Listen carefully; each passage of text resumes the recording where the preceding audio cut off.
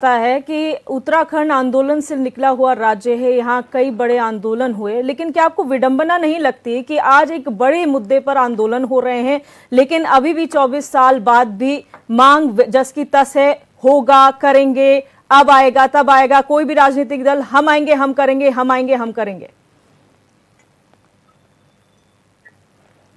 आपने किया है, यही बात जनता को भी समझना चाहिए कि इन 24 वर्षों में आपके अधिकारों के ऊपर जो हमले इन दोनों राष्ट्रीय पार्टियों ने किए हैं और जनता ने इन्हें ही राष्ट्र के नाम पर सत्ता दी है। कम नहीं होते 10 साल कांग्रेस की गवर्नमेंट रही है। हम पूछना चाहते हैं, हरीश रावत जी भी मुख्यमंत्री रहे, एनडी तिवारी भी मुख्यमंत्री रहे, आपको सख्त भू कानून लगाने की में क्या दिक्कत थी? लगा देते। आज आप घड़ियाली आंसू सत्ता से जब बाहर हो तो क्यों बाहर हो? आप राजधानी तय कर देते, पहाड़ की राजधानी पहाड़ में, आपको किसने रोका था?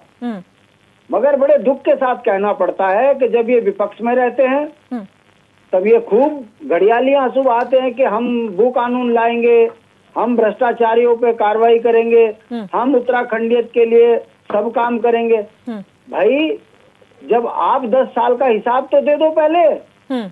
आपको किसने रोका था? तब आपसे बनता नहीं है, तब आप भी वही काम करते हो जो भारतीय जनता पार्टी कर रही है। और भाजपा को 13 साल हो गए सत्ता में। भाजपा तो राज्य विरोधी थी, उसने भू कानून खत्म कर दिया, लैंड बाहर के लोगों को देने में कोई कोर कसर नहीं छोड़ी। आज राज्य की सारी जमीनों पे कब्जा बाहर का हो गया।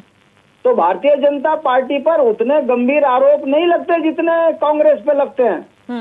भाजपा तो राज्य आंदोलन में भी राज्य विरोधी थी, मगर कांग्रेस का एक चरित्र रहा है कि जैसा जनता ने बोला वैसी बातें करी और करी अपने मन की। और आज आप देख लीजिए, अगर इन 24 वर्षों का आप ट्रैक रिकॉर्ड देखेंगे दोनों राष्ट्रीय पार्टियों के नेताओं का जी, तो इन्होंने उत्तराखंड के संसाधनों को लूटने में, लुटवाने में कोई कोर कसर नहीं छोड़ी है। और आप जैसे चैनल लगातार उत्तराखंडियत पर अपनी डिबेट कर भी रहे हो जी। मैं पूछना चाहता हूं कि कांग्रेस के जब मुख्यमंत्री थे जो 500 गज क्यों नहीं प्रतिबंध किया बाहर के लोगों को उत्तराखंड में बसाने का? और उस समय पे भी यही था, 500 गज तो सीधा खरीद लो, परिवार के 4 हैं तो 500-500 गज खरीद के तुम 1.5 बीघा 2 बीघा खरीद लो।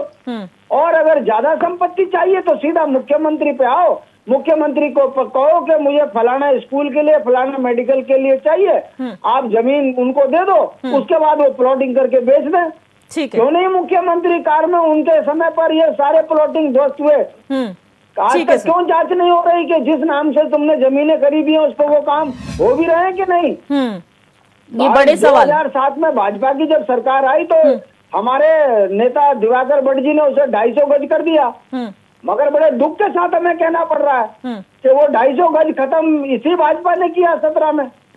और इन्वेस्टर सीमेंट की बात कही थी कि बहुत बड़ा इन्वेस्टर सीमेंट हम यहाँ करवाएंगे और बहुत बड़े बड़े इन्वेस्टर यहाँ आएंगे और उत्तराखंड में लाखों लोगों को रोजगार मिलेगा।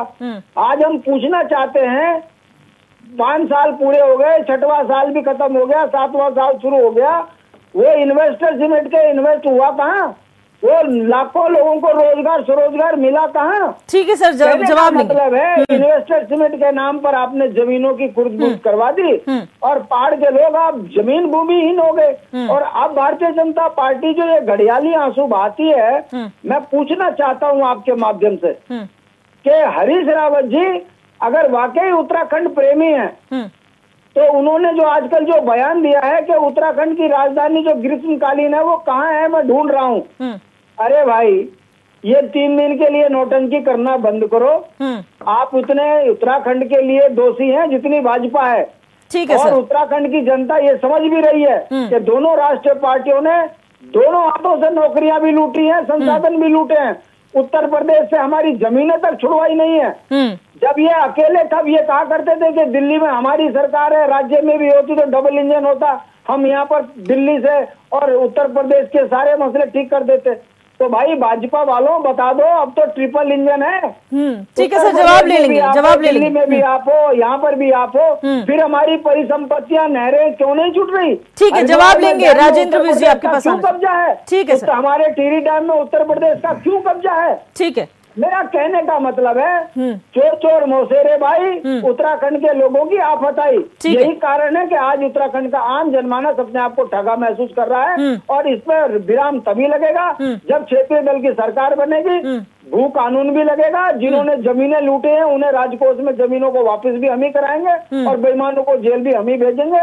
ये दोनों कुछ नहीं कर सकते। ठीक है राजेंद्र मिश्र जी, हमारे सामने सबसे बड़ा एग्जाम्पल अगर भू कानून किसी ने लागू किया है वो हिमाचल प्रदेश है, और जो आपने कहा कि ये स्पष्ट कर दिया गया था कि यहाँ पर प्रदेश में विकास भी होना चाहिए, नई अपॉर्चुनिटीज मिलनी चाहिए। यही सेम डिमांड जो है हिमाचल के लोगों ने रखी थी कि हमारी जमीनें चली जाएंगी तो हम क्या करेंगे, और इसलिए सशक्त भू कानून लेकर आया गया। क्या यहाँ पर नहीं हो सकता था? क्या एनडी तिवारी सरकार में नहीं हो सकता था? क्या बीजेपी सरकारों में नहीं हो सकता था? नहीं, देखिए दिव्या जी, अगर हम 2000 की बात करते हैं, और 2000 के बाद क्योंकि वो बहुत ही अर्ली स्टेज थी उस समय, बहुत अर्ली स्टेज थी जब उत्तराखंड जो है बना था, लेकिन जैसे जैसे करके मतलब लोगों को समझ में आया, यहाँ के लोगों को राजनीति समझ में आई, यहाँ के लोगों को ये समझ में आया कि हम कैसे कर सकते हैं। अगर आप एक 2000 के बाद